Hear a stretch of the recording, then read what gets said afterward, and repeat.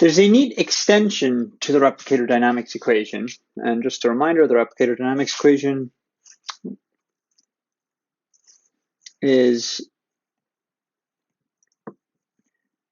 dxi dt equals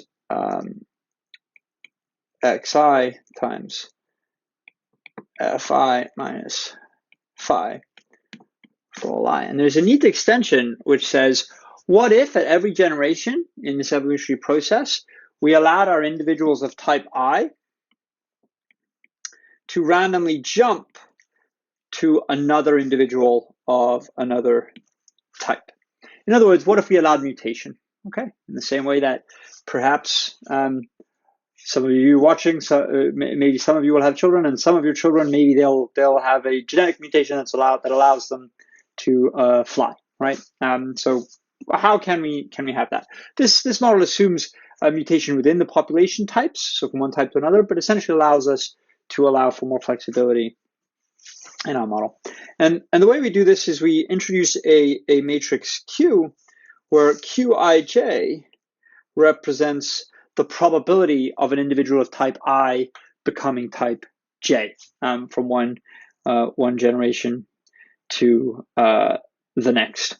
And in this case, the replicator dynamics equation becomes the replicator mutation dynamics equation, and it's given by this, which is dxi dt equals, and so now we have to sum all the individuals that are going to become type I.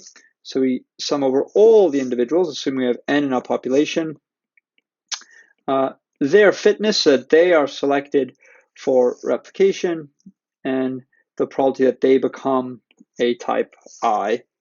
And then we have this same thing as before. And so that is the replicator mutation dynamics equation, which allows us to allow for individuals in our population to essentially jump from one type to the next. And so as an example of that, if we take the hawk-dove game and we take Q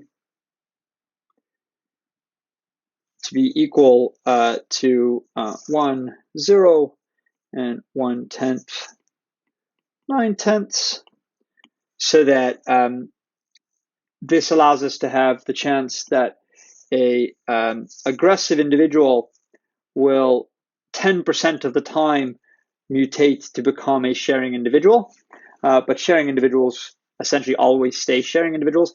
What's neat, if you look at this for long enough, just as a slight aside, if you replace Q with the identity matrix, then this just corresponds to the replicator dynamics equation. But if you used the hawk-dove game with this equation, if you were to solve this numerically, you would get this. So we're no longer at 50-50. We have slightly more sharing individuals because the ones that would become aggressive actually mutate back to being sharing. And so this is a nice option to have when modeling things. It allows you to add a little bit more noise and a little bit more realism to the modeling.